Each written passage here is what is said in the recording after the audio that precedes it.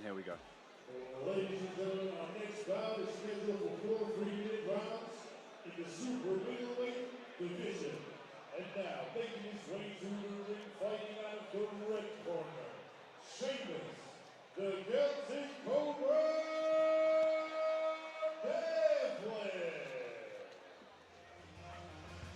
And this is an important fight. Seamus Devlin, 0-17-0, Lancashire, 33 years old, and another one that goes by the name of Cobra, but this time he's a Celtic one. What is it with the snakes in here tonight? The Celtic Cobra. The Celtic. I say Celtic. Celtic, Celtic? Celtic. Am I American when I say Might Celtic? be Celtic, I reckon it's Celtic. It could be whatever. But he looks really focused. Look at him considering it. He does things like that. You know, he's entertaining. But he's got no wins on his record. And we talk about his opponent, John Harding Jr. 8-2-2. Many people will know about John Harding anyway. His story about facing adversity, getting a 6.5-year sentence in prison, coming back out, watching boxing in his prison cell, and coming out and being part of the game. And wanting to be part of that, yeah, spot on. Next, the superstar, John Harding Jr. So this is another middleweight bout. Orthodox fighter, 6'4", Brixton, London. His last bout was in 2020, October, where he fought and lost to Linus Udosha, a fighter that we both know very well. This is an important fight for Kessler. It's his comeback fight. He needs to get this win so he can get his boxing back on track. Yeah, and that's the thing with grassroots. A lot of the time it's like a trampoline, it's like a conveyor belt through to those bigger platforms. So someone like John Harding Jr. is a talented fighter. In my opinion, he's English-British level, so he should be on those bigger stages. But you've got to get past these opponents to get there, and you've got to look good doing it as well. Spot on. There's a lot of pressure for a fighter when he comes back. I mean, there's a lot of pressure climbing through the ropes anyway. Let's not rule that out. But coming back after a loss can be tough. You've got a lot to prove, you know, and you can never say no chance. You can't say, oh yeah, he's definitely going to walk through that. And we've got to respect him because he's gone against tough opponents. Anyone that knows Jack Cullen, he's the little lever meat cleaver. He's a tough opponent. You know what I mean? Jack Cullen lost, he won a British title, lost that European fight back in December the 18th in Manchester on the Chisora Parker 2 card. And what I like here is Dean White and everybody ushering John Harding into the ring. What I really like about this is the brotherhood. John Harding has been in the White camps. He's supported White. The Blvckbox rematch, various fights. He's been around for a while. One of his really good friends is Richard Riakpo. And cruiserweight, slipped my mind there actually for a second. Yeah, Isaac Chamberlain is a really good friend of his. And it's just nice to see. It's just nice to see that his people are supporting him and coming to the ringside with him. And that's the way it should be.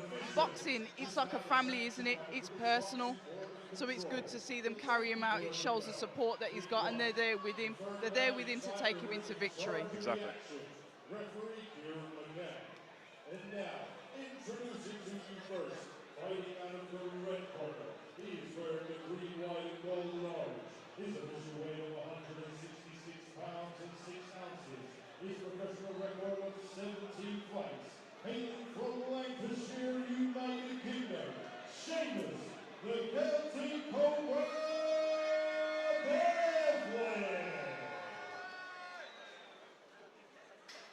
And his opponent across the ring, fighting out of the blue corner. He is wearing the black and gold. His official weight of 164 pounds and 3 ounces. He has a professional record of 8 wins, 2 losses, 1 draw, and 2 road wins coming in by way of knockout. Hailing from New Cross, London, United Kingdom. The best, the superstar, John Harding Jr. Listen to that welcome. That is what you want. Exactly. When you are on your return, that is the support you want from the crowd. He looks in great shape as well. He's always been in good shape. One thing with Seamus Devlin as well, I completely forgot. I watched the prospect called Liam Willings fight him in Liverpool. I think it was on the 30th of July last year, and he's a tough guy. Do you know what I mean? Then I watched a guy called Tom Rafferty box him as well, so you can't take him lightly, that's all I'll say. But John Harding Jr., a really story of inspiration for everybody. Somebody that's come back from adversity, somebody that followed the game while he was actually in prison and come out with the intention of showing people, do you know what, you can turn your life around, you can really make yourself of something, and I want to be a part of this boxing scene. So I take my hat off to him. Absolutely. Another fighter that I spoke to over in America, super middleweight as well. Same adversity, was in jail. Took all of his jail money to buy boxing books, to learn, to understand, you know, to come out and then become a boxer, become a pro boxer. Boxing saves a lot of things. It does. You know, it's like that magical therapy, and it can help so many people. And that's why we're here for it, and that's why we support it. You know, we can talk about the backstory, but it's who they are now. What is he doing now? Okay, this happened to him, but what is he doing now? Did he go away? Did he sulk? No. He got in the gym, he worked hard, and he created something. Absolutely. So give him the credit for that. And I think the backstory is really important to inspire others. Do you know what I'm saying? To come and do what he's done, if that makes sense. Do you know what I'm saying? Because boxing does save lives. Do you know what I mean? Of course it does. I know it sounds cliche, but it does. It really does. And John just figuring him out here, really. I mean, Seamus is kind of on the back foot here, but thunderous body shots there, though. There's a big right body shot. You see him breathe there heavily already. I was about to say he started well. It's a nice jab as well, that was. I was about to say a nice execution of that stiff jab to the body, to the head.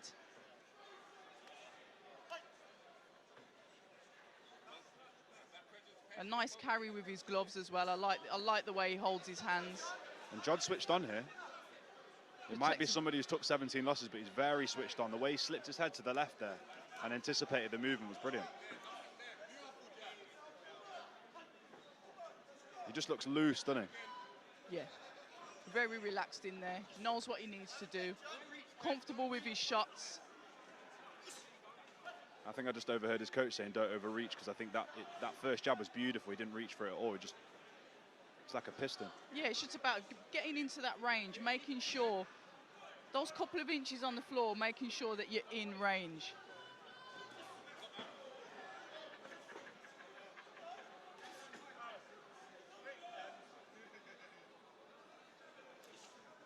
It's nice variation with the jab as well, isn't it? It is indeed. Oh, look at those feet. I do like to see a bit of good footwork in the ring, the way he hopped back and then hopped forward into the shot. But you're right, it's so important, the footwork, isn't it? Yeah, I'm kind of biased. I think good feet make a good boxer. It's interesting here. You might think Seamus is a slightly bigger frame than John, but one of the things that John admits on a lot of his interviews that he likes to spar the bigger guys. He likes to go in there with the super middle, the light heavyweights, I think even cruiserweights, and he relishes the challenge. Do you know what I mean? I think if we brought him a super welter or a middleweight, I think he'd say, no, I want somebody bigger. And I agree with that. Because what I will say, the philosophy from Dillian White's team, the way that he is with his fighters, he wants them to take top challenges. He wants them to push their boundaries in boxing. He doesn't want them to have an easy ride. And I think you have to have that mindset and mentality to be part of the White camp. Agreed. And just to reiterate that, John also said in an interview he loves to roll the dice. So just literally back your point up there, exactly. Speaking to Fabio Wardley, the same thing with him. Yusuf Kamari, the same thing with him. You know, Dennis Wahome, the same thing with him. They all have that mentality. And look at the mentality. You have to look, touching on Yusuf there for a second. What he fought Castaneda, he lost. He wants to get straight back in there with the big boys. He doesn't want to come back to the grassroots platform. Absolutely. But back to John Harding Jr.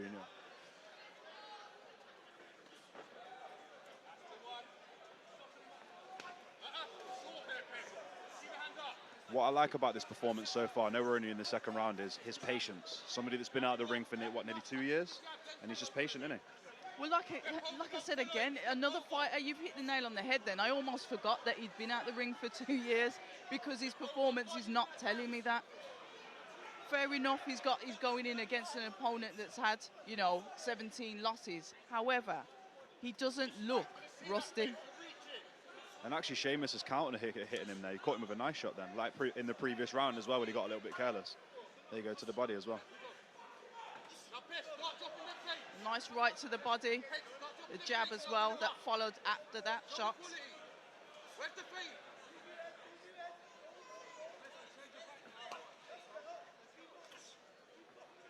You got a Nicholas IQ head shouting for feints. Yeah. I think he wants him to set him up. Yeah, open it up.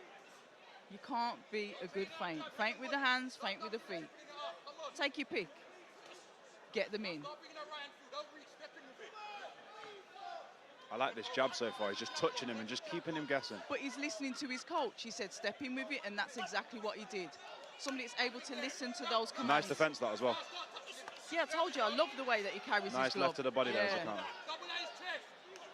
And you can see when he thunders those body shots in, not only can you see it around the waistline of, around the rib line of Seamus, you can see him breathe a little bit before he moves on, so it's working. There you go. Start stepping over now. Start making the ring small. Do you see, he's listening to everything his coach is telling him, word for word. And what's nicer, he's not jumped all over him. You need the rounds when you've been out for a while. Yeah, it's nice to get those rounds in. And I like the idea he's going to the solar plex, to the head. He's really varying it up. Seamus has to move. He can't stay for that split second too long. Step over, make the ring small. If he's going to move, step over, make it small. Just having a look at the target. Seamus is just totally on the back foot.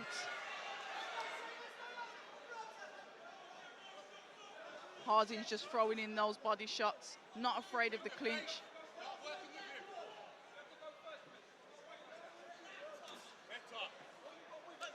Beautiful jab to the body by Harding.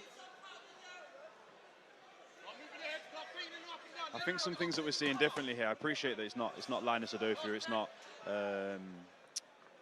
Jack Cullen. Sorry, it slipped my mind there for a second. But I think we're seeing definitely some improvements when it comes to the patience with him, definitely.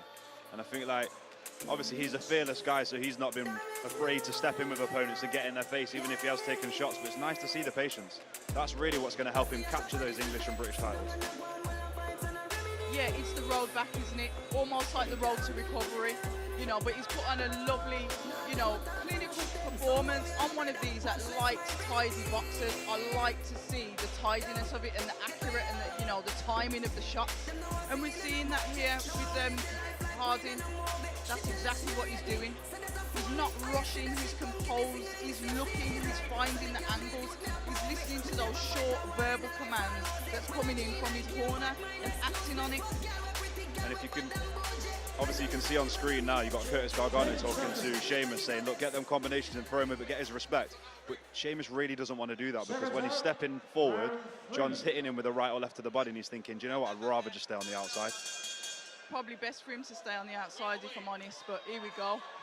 And like I said, you can see the marks around the rib, can't you? Yeah, he's put his hand out there and you hear it again? Beautiful shot to the ribs, absolutely beautiful hook. He doubles it up. Harding Jr. doubles Lovely up overhand the hook, right. then goes to the head, overhand right in the clinch. Seamus has grabbed him. It's almost like the corner said, let's step it up now. Yeah. Bring your hands up off the shots. Bring your hands back to your chin.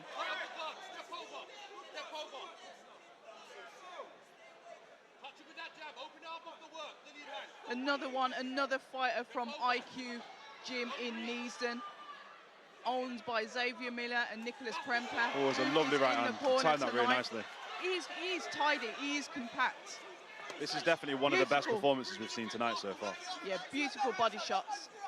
So what's it like in the IQ Gym? Obviously, I know he's had the exposure out and probably been out in Portugal. He's been with Dilia and he's had that exposure, but then he's also had the IQ, Xavier Miller, Nicholas and that. What's it like in that camp? It's another gym that I'd say is like a home. The fighters that are in there, you know, the coaches care about their fighters. They look after them. Xavier Miller is somebody that always wanted to be a pro coach, trainer. He wanted to be in the pro game. Started off in the amateurs, training amateurs, and then moved over to the pros. They've got an old school philosophy. Xavier studies boxing really hard. There's certain fighters that he idolizes, and I know that he'll put those things into training. Yeah, and I feel like whenever I watch Xavier Miller, oh, blimey. The left that followed that right to the body there was just so quick.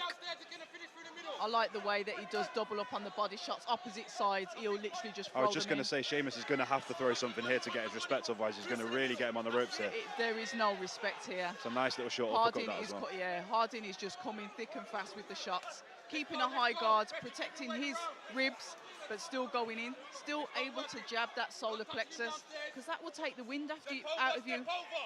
Don't follow it. Step over. Now right hand to the body. Step over with the right hand. So he's teaching him to find the angle, step over and find the right hand to the body. I think what's nice here as well is, I think what we've seen in round 1 and 2 was we've probably seen him in first gear, and now we're seeing him step it up a little bit now. Do you know what I mean? Yeah, absolutely. I'd just like to see a little bit more head movement, and probably not so much with a high guard, but utilize the head movement, slip out of the way and maybe throw an overhand, roll under the shot overhand, or another hook to the body. Exactly, perfect. I agree with that. Because I think that even though the level of opposition is below that, you know, your level is, you've got to get that practice and get it almost perfect before you get to that upper stage. You've got to treat it like, we've seen prospects on grassroots shows who go on and do great things, and they are treating that opponent, do you know what I mean? Yeah, head movement with the utmost respect, yeah. Yeah, you've got to have that head movement. And that's the only critique I've got so far. Other than that, he's boxing beautifully. And we can see Seamus across the ring, he's breathing really heavy. No stall for him. The Cobra, the Celtic or the Celtic Cobra is on his feet. Are we going to debate this? I'm going to go for Celtic. It's fine. Because Celtic's a football team, but yeah. You say tomato, I say tomato. It's one of them. Let's agree to disagree on that. No. But no, going back to IQ boxing, I think it seems like the gym's going from strength to strength to strength. You've been in there quite a bit, haven't you, so? Second, fourth and last round. I spoke to a few of the fighters, but I think I've only actually been in there once.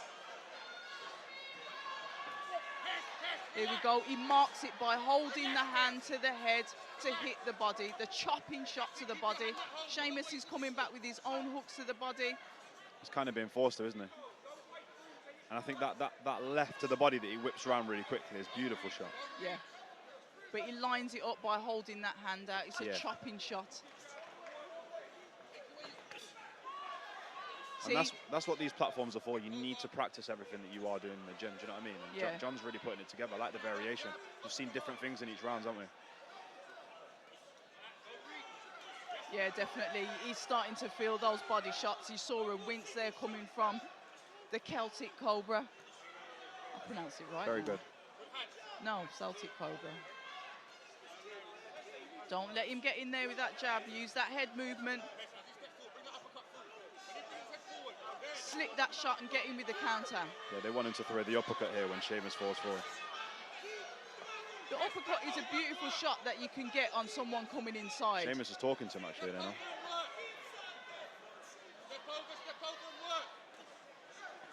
He's a tough man.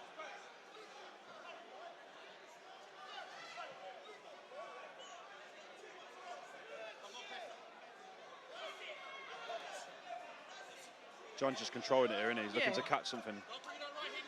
It's a bit low there from Seamus. There we go. A 1-2 overhand from Harding. I think the fighters that have got a lot of success tonight have really used that jab, haven't they, to set everything up. They just fired that jab through the opponent. That's a good shot.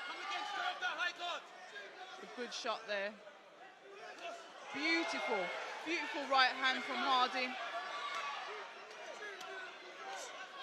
He flicks out that jab. Seamus is throwing his own back.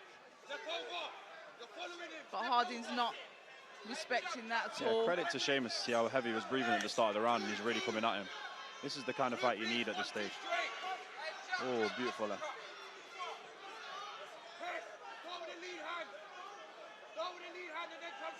Some fighters are like a tree. You just need to start chopping them down, get them from the body. The body doesn't move, then you can attack the head. Here we go. He's getting stuck in, and Seamus knows that, and he's straight for the clinch. Back to that high guard off that straight 1-2. Straight 1-2, step in with me. Nice movement. I was about to say, yeah, we got out of that shot nicely. Front foot, now start touching the body. Let's go. Some nice rolling as well. Seamus is going for it now. This last round's turned into a bit of a firefight, isn't it?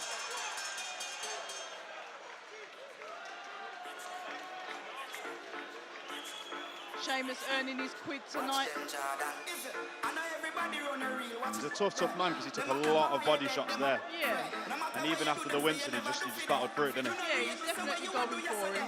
But let's give some credit to John Harding Jr. because I think he looks fresh. He looked good. He's putting it together. I don't think we've seen the third, the fourth, the fifth gear, which wasn't necessary in this bout. But I think that's a good little bout to move on from after that layoff. Yeah, and definitely a welcome back fight for sure.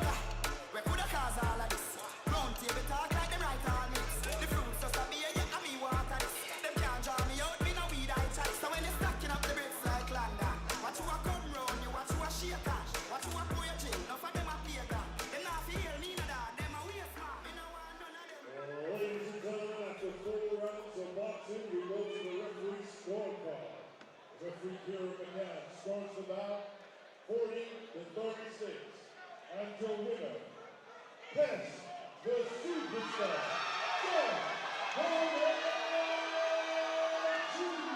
Jr. Huge support in here tonight for John Harding Jr. And definitely a deserved win. It's like a homecoming fight, isn't it? Absolutely. After taking those losses, coming back to where? Absolutely. So congratulations on his win, his return. He's done it. And look at the camaraderie after that, taking a picture with his opponent. I love the We boots like as that. well. The glitter on there.